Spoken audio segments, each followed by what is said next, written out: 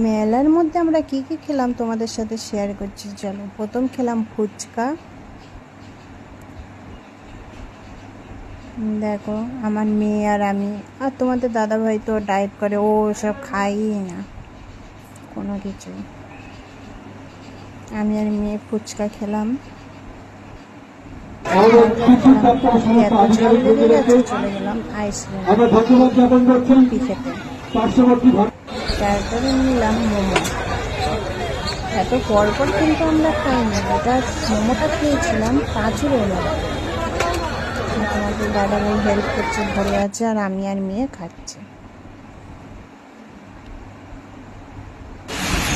তারপরে এত জোর বৃষ্টি এলো, আমরা একটা দোকানে বসেছি।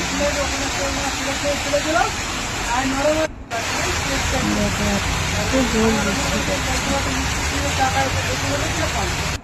তখন আমরা বাড়িতে উঠে গেলাম, বাড়িতে রওনা দেওয়ার জন্য।